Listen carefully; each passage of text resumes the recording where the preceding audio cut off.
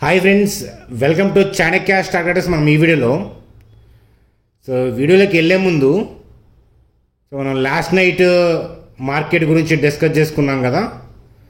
ఏంటంటే యుఎస్ మార్కెట్లో డిప్ అయినాయి కాబట్టి ఐటీ స్టాక్స్ అలాగే బ్యాంక్ నిఫ్టీ వీక్గా ఉంది. మనం ఓపెనింగ్ తర్వాత అబ్జర్వ్ చేయాలనే పాయింట్ ఆఫ్ వ్యూ చెప్పాము, రైట్. మేజర్గా అయితే కనుక డౌన్కి వెళ్ళే అవకాశం ఉంది, కానీ మనం అబ్జర్వ్ చేయాలనే పాయింట్ ఆఫ్ వ్యూలో చెప్పాము. అంటే లాస్ట్ నైట్ మార్కెట్ చూసిన తర్వాత మీలో ఎంతమందికి స్టిల్ ఈరోజు మార్కెట్లో అంటే ఓపెన్ అయిన తర్వాత ఇనీషియల్ మూమెంట్స్ చూసిన తర్వాత కూడా పైకి వెళ్తుంది, ఆల్ టైమ్ హైకి వెళ్తుంది అని ఎంతమందికి తెలుసు? అలాగే మీకు ఎక్కడన్నా టెలిగ్రామ్ గ్రూప్లో కానీ ఇంకెక్కడన్నా సోషల్ మీడియాలో కానీ మీరు చూసారా, టీవీ ఛానల్ కానీ న్యూస్ ఛానల్ కానీ? చూస్తే కామెంట్ సెక్షన్లో కామెంట్ చేయండి. నా వ్యూ అనేది వర్కౌట్ అవ్వలేదు, నేను ఒప్పుకుంటున్నాను. వీడియోలోకి వెళ్దాం. చూడండి ఫ్రెండ్స్, మాటలు లేవు, మాట్లాడుకోవటాలు లేవు అంటుంది stock market bull. All time high ర్యాలీతో రెచ్చిపోయింది. ఇన్ఫోసిస్ యొక్క Q1 రిజల్ట్స్ కూడా అద్భుతంగా ఉన్నాయి. దానికి సంబంధించిన అప్డేట్ ఏంటి? మార్కెట్ మరింతగా ముందుకు వెళ్ళే అవకాశం కనిపిస్తుంది. ఫ్రెష్ బయింగ్ అనేది మార్కెట్లో వచ్చి ఫ్రెష్ గ్రీన్ క్యాండిల్ అనేది నిఫ్టీలో ఫామ్ అయింది. బ్యాంక్ నిఫ్టీ కూడా ఉత్సాహంగా ఉరకలేసింది అని చెప్పి చెప్పచ్చు. గ్లోబల్ క్యూస్ అంతా రెడ్గా ఉన్నా కూడా మన మార్కెట్ ప్రపంచ మార్కెట్ని తలదన్నేలాగా పాజిటివ్గా రియాక్ట్ అయ్యింది అని చెప్పి చెప్పడంలో సందేహం లేదు, రైట్. HAL 6% డౌన్ అయింది.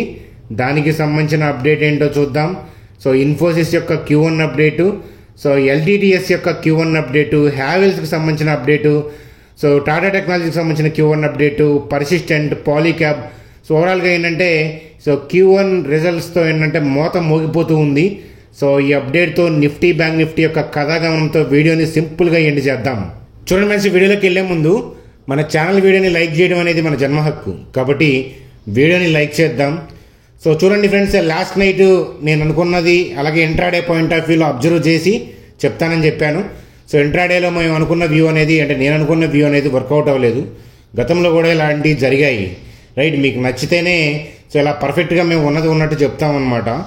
ఇంతలా పబ్లిక్గా మీకు ఉన్నది యాక్సెప్ట్ చేసుకుంటా వ్యూస్ ఇచ్చింది అది ఏదన్నా ఉంటే కనుక మీరు ఫాలో అవ్వచ్చు. నచ్చితే కనుక మన ఛానల్ని సబ్స్క్రైబ్ చేసి బెల్ ఐకాన్ క్లిక్ చేయమని చెప్పి చెప్తానమాట. ఆ తర్వాత మీ ఇష్టం.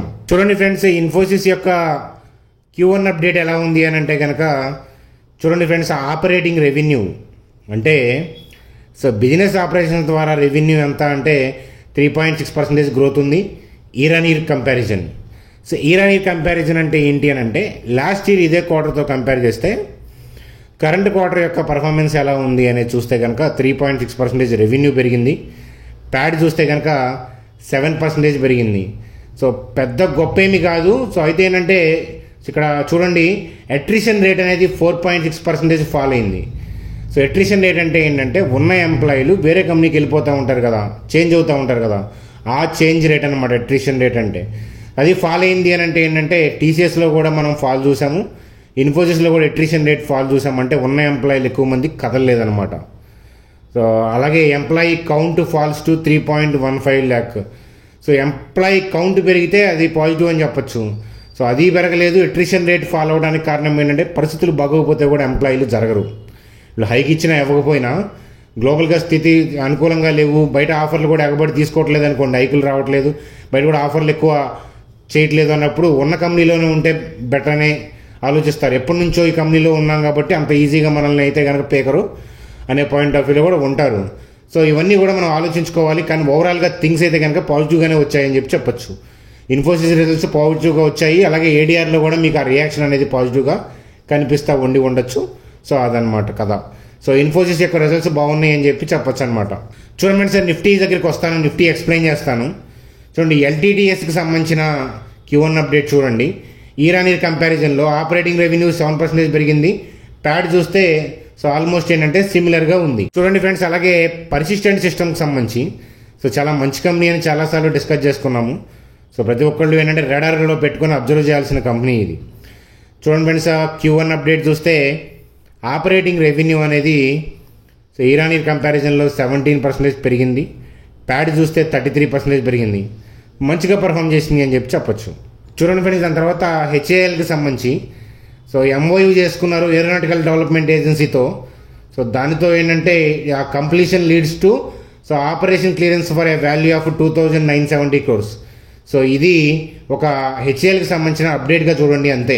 చూడండి ఫ్రెండ్స్, దాని తర్వాత పాలీక్యాబ్కి సంబంధించి సో పాలీక్యాబ్ చూస్తే కనుక revenue from operations so Irani point of వ్యూలో 20% పెరిగింది. సో అలాగే మనకి నెట్ ప్రాఫిట్ చూస్తే కనుక సిమిలర్గా ఉందన్నమాట. సో రెవెన్యూ పెరిగింది, కాకపోతే ఏంటంటే నెట్ ప్రాఫిట్లో పెద్ద చేంజ్ అనేది లేదు. సో ఒకసారి ఇది మనం అబ్జర్వ్ చేయమని చెప్పి చెప్తాను. సో ప్యాడ్ మార్జిన్స్ చూస్తే కనుక ప్యాడ్ మార్జిన్స్ అనేవి తగ్గాయి అన్నమాట. సో ఒకసారి చూడమని చెప్పి చెప్తాను. పెద్ద నెగిటివ్గా చూడాల్సిన అవసరం ఏం లేదు. పాలీక్యాబ్ మంచి కంపెనీ అనమాట. సో ఆ విషయాన్ని ఒకసారి అబ్జర్వ్ చేయమండి, అలాగే ఈ కంపెనీని స్టడీ చేయండి. చూడండి, అలాగే హ్యావెల్స్కి సంబంధించి సో రెవెన్యూ ఫ్రమ్ ఆపరేషన్స్ అనేది ఇరానీ పాయింట్ ఆఫ్ వ్యూలో 20% పెరిగింది. నెట్ ప్రాఫిట్ సూపర్గా 42% పెరిగింది. సో మంచి రిజల్ట్స్ని Q1లో పోస్ట్ చేశారు హ్యావెల్స్ అని చెప్పి చెప్పచ్చు. చూడండి ఫ్రెండ్స్, నిఫ్టీ పాయింట్ ఆఫ్ వ్యూలో సో నిఫ్టీ పాయింట్ ఆఫ్ వ్యూలో ఏంటంటే లాస్ట్ నైట్ నాస్డాక్ డీప్ రేట్లో ఉంది. సో అయితే ఏంటంటే మన స్టాక్స్ అయితే కనుక ఏరియాలో కరెక్ట్ అవ్వలేదు. లాస్ట్ నైట్ మనం వీడియోలో డిస్కస్ చేసుకున్నాం, ఓపెనింగ్ వెళ్ళి మీరు సెల్ గాన్ చేస్తే ఇరుక్కుపోతారు అని. కానీ సో ఓపెనింగ్ అయిన తర్వాత ర్యాలీ వచ్చింది ఇనీషియల్ మూమెంట్లో, కానీ దాని తర్వాత డిప్ అయ్యేలాగా నాకు అనిపించింది. అందుకని నేను డౌన్ సైడ్ వ్యూ అనేది ప్రజెంట్ చేశాను, అంటే డౌన్ సైడ్ లెర్నింగ్ వ్యూ అనేది ప్రొవైడ్ చేశాను. కానీ మనం అనుకున్నట్లు వెళ్లకుండా, అంటే కొద్దిగా వెళ్ళింది కిందకి, కాకపోతే ఏంటంటే దాని తర్వాత తిరగబడి అగ్రెసివ్గా బయింగ్ అనేది వచ్చింది. సో ఇలాంటప్పుడు అంటే మనం ఏంటంటే ఎంత తొందరగా బయటికి రాగలుగుతాము అనేది ఇంపార్టెంట్ అనమాట ఆ వ్యూ నుంచి. సో తొందరగా మనం అనుకున్న పాయింట్ ఆపోజిట్లో తగిలింది కాబట్టి వ్యూ నుంచి బయటకు వచ్చాం. అంతే కూర్చుంటే కనుక చాలా డ్యామేజ్ అయ్యేది. సో అలాగే ఫుల్ గ్రీన్ క్యాండిల్ పడింది. సో ఇలా చాలాసార్లు స్టాక్ మార్కెట్లో జరుగుతూ ఉంటుంది. పడవలో సో బయర్ ఒకవైపు ఉన్నారు, బయర్లందరూ ఒకవైపు కూర్చున్నారు, ఆపోజిట్లో సెల్లర్లు అందరూ కూర్చున్నారు. సో ఇద్దరు కలిపి ఒకవైపు వచ్చారనుకోండి, అంటే బయర్లు సెల్లర్ ఇద్దరు వైపు ఒకవైపు వచ్చారనుకోండి, అవతల వైపు లెగుస్తుంది కదా. సో మార్కెట్లో కూడా ఏంటంటే ఆ ప్యానిక్ థింగ్కి early morning most of the retail people they want to sell. Gap down open అయింది, కిందకి వెళ్తూ ఉందనిపించింది కాసేపట్లో, కాబట్టి సెల్ కొడదామని ట్రై చేసి ఉంటారు. ఇన్స్టిట్యూషనల్ ప్లేయర్స్కి ఆర్డర్లు దొరకలేదు. రివర్స్లో వాళ్ళు ఏం చేస్తారంటే యాజ్ యూజువల్గా వాళ్ళు సెల్ చేయడానికి ఆర్డర్లు దొరకనప్పుడు బై చేస్తారు. అదే చేశారు లోయర్ లెవెల్లో. మంచి ఫుల్ క్యాండిల్ పడింది. అలాగే మన కంట్రీ జీడిపికి సంబంధించి IMF వాళ్ళు పాజిటివ్గా థింక్ ఉంటాం. ఎకానమీలో ఏ బ్యాడ్ లేదు, ఎర్నింగ్స్ అన్నీ బాగున్నాయి. సో కాబట్టి ఓవరాల్గా ఏంటంటే సో మంచి బయింగ్, సో FIS బయింగ్ అని అర్థమవుతుంది, ఎందుకంటే ఫుల్ క్యాండిల్.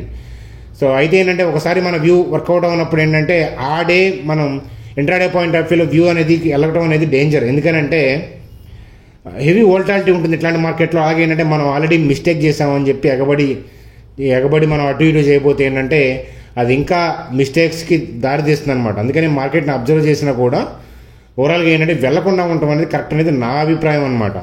సో అట్లాగే సో నేను చెప్పింది వర్కౌట్ అవ్వలేదు.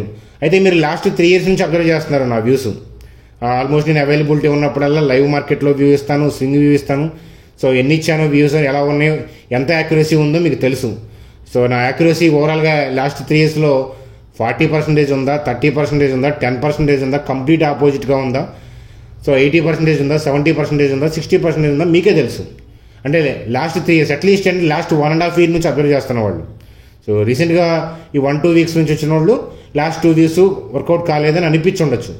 తప్పుకోలేదు, ఎందుకంటే వాళ్ళు చూసిందే వాళ్ళు నమ్ముతారు కాబట్టి. సో కాబట్టి అది నా వ్యూ వర్కౌట్ అవ్వలేదు. కానీ మీకు ఎక్కడైనా టెలిగ్రామ్ గ్రూప్లో కానీ, లాస్ట్ నైట్ వీడియోలో కానీ, పొద్దున్నే ఎర్లీ మార్నింగ్ న్యూస్ ఛానల్స్లో కానీ ఎక్కడైనా కానీ మార్కెట్ లోయర్ లెవెల్లో ఓపెన్ అయ్యి ఎగబడి పైకి వెళ్తుందని ఎక్కడైనా అనిపించిందా? ఎక్కడైనా అలాంటి అనాలిసిస్ చూసారా?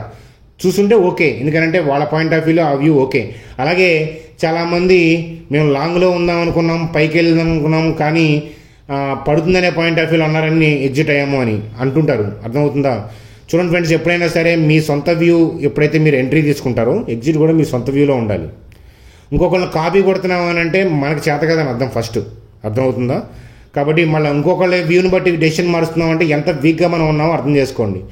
సో చూడండి, నేను ఎక్కడైనా వ్యూ చూస్తాను, కానీ నా వ్యూ ప్రకారమే నేను ఎక్స్ప్లెయిన్ చేస్తాను. నా వ్యూ ప్రకారమే నేను వ్యక్తిగతంగా కూడా ట్రేడ్ వ్యూస్ తీసుకుంటాను, అంతే తప్ప ఇంకొక చోట కాపీ అనేది ఖచ్చితంగా నేను చేయను. Especially 80% trading point of view అయితే వెళ్ళను అనమాట. నా మనసుకి అనిపించాలి కదా, అదనమాట.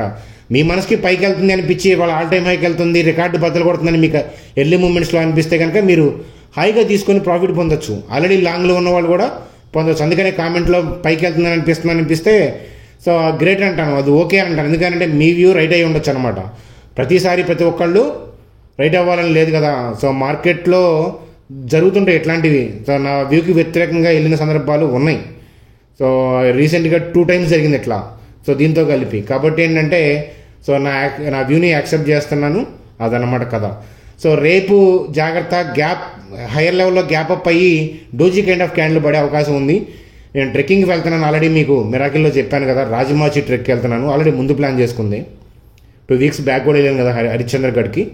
సో అందువల్ల ఏంటంటే లైవ్లో అవైలబిలిటీ ఉండను, మండే నుంచి మళ్ళీ మార్కెట్లో అవైలబిలిటీ ఉంటాను. నా వ్యూస్ నచ్చకపోతే మీరు హాయిగా అన్సబ్స్క్రైబ్ చేయొచ్చు, టెలిగ్రామ్ కూడా అన్ఫాలో చేయొచ్చు. ఎందుకంటే ఏం ఫోర్స్ఫుల్ ఏం కాదు, అవి లెర్నింగ్ పాయింట్ ఆఫ్ వ్యూలో పోస్ట్ చేస్తూ ఉన్నాయి. అందుకని నేను బిగినర్స్ని 3 months అబ్జర్వ్ చేయమంటాను. అట్లాగే మార్కెట్ ఆల్ టైమ్ హైలో ఉన్నప్పుడు సో ఈ ఫుల్ క్యాండిల్ పడుతుందని తెలిసినా కూడా మనం టార్గెట్ ఐడెంటిఫై చేయలేము, ఎందుకంటే ఎక్కడ సెల్లర్ వస్తాడో మనకు తెలియదు. అర్థమవుతుందా? అదనమాట. మీకు అనిపించి మీరు కరెక్ట్గా ఇలా హైయర్ లెవెల్ టార్గెట్ని ఐడెంటిఫై చేయగలుగుతున్నారంటే సో ఫైన్, దాంట్లో తప్పే ఉంది. కాబట్టి ఎవరి అబ్జర్వేషన్ స్ట్రెంత్ వాళ్ళదనమాట. కాబట్టి ఇండివిజువాలిటీకే నేను ఓటేస్తాను. సో అది ఫ్రెండ్స్, మండే నుంచి అవైలబిలిటీ ఉంటాను. సో బ్యాంక్ నిఫ్టీ గురించి కూడా చూద్దాం ఒకసారి. సో బ్యాంక్ నిఫ్టీ కూడా ఏంటంటే గ్యాప్ డౌన్ ఓపెన్ అయింది, కిందకి వెళ్తుందని అనిపించినా స్ట్రెంత్ పుంజుకుందనమాట. సో చూడండి, మార్కెట్లో గ్లోబల్ మార్కెట్లో అంత వీక్నెస్ ఉన్నప్పుడు ఇంత ఫుల్ క్యాండిల్ పడింది. గ్లోబల్ క్యూ సపోర్ట్ చేస్తున్నప్పుడు లాస్ట్ 4 days చూడండి ఎంత ఇబ్బంది పెట్టిందో. సో రీజన్ ఏంటంటే వాళ్ళు ఇన్ కేస్ నిజంగా వాళ్ళు బై చేద్దాం అనుకున్నా కూడా గ్లోబల్ క్యూస్ బాగున్నప్పుడు గ్యాప్ అప్లు ఓపెన్ అయినప్పుడు ఎస్పెషల్లీ వాళ్ళకి ఆర్డర్లు దొరకపోవడం కూడా కారణం కావచ్చు అనమాట. అదనమాట. అదే వాళ్ళు బై చేద్దాం అనుకొని గ్లోబల్గా సపోర్ట్ లేనప్పుడు ఏమవుతుందంటే సెల్ చేసే వాళ్ళు ఎగబడి దొరుకుతారు కదా. ఇవాళ నేను ఎలాగైతే వర్కౌట్ అవ్వలేదో నాకు చాలామంది పాయింట్ ఆఫ్ వ్యూలో సెల్ పాయింట్ ఆఫ్ వ్యూలో ఉంటారు కాబట్టి బై చేయడానికి అవకాశం దొరుకుతుంది. కాబట్టి ఇలాంటి ఫుల్ క్యాండిల్స్ పడుతుంటాయి, అదనమాట. సో ఓవరాల్గా ఈ ఫుల్ క్యాండిల్ పడి మార్కెట్ యొక్క స్ట్రెంత్ని తెలియజేస్తుంది. కాబట్టి పైకి వెళ్ళే అవకాశం ఉంది. నా ఉద్దేశం రేపని కాదు, ఓవరాల్గా బ్రాడ్ వ్యూ పైకి వెళ్తుంది. సో నిఫ్టీ కానీ బ్యాంక్ నిఫ్టీ కానీ. సో నేనైతే పడుతుంది, టర్న్ అవుతుంది అనుకున్న నా వ్యూ అనేది వర్కౌట్ అవ్వలేదు. కాబట్టి ఏంటంటే so by and dips point of వ్యూలో మార్కెట్ కంటిన్యూ చేస్తుంది. మళ్ళీ ఏదన్నా టర్నింగ్ పాయింట్ అని నాకు అనిపిస్తే నేను చెప్తాను, మీకు అనిపించేది నేను చెప్పలేను కదా. సో అది ఫ్రెండ్స్ థింగ్ అనమాట. మీ అభిప్రాయాన్ని కామెంట్ సెక్షన్లో తెలియజేయండి. సో నేను మండే వీడియోలో మళ్ళీ యాజ్ యూజువల్ కలుద్దాం. సండే వీడియో అనేది ఉండదన్నమాట, నా దగ్గర ల్యాప్టాప్ ఉండదు నేను ట్రెక్ చేస్తున్నప్పుడు. ప్లస్ ఆ ఏరియాస్లో వైఫై ఉండదు, ప్లస్ వర్షంలో ల్యాప్టాప్ ఇబ్బంది కదా, తీసుకెళ్ళను కూడా. సో కాబట్టి మండే వీడియోలో కలుద్దాం. మండే లైవ్ మార్కెట్లో నేను అవైలబిలిటీ ఉంటాను friends. Bye friends, good day.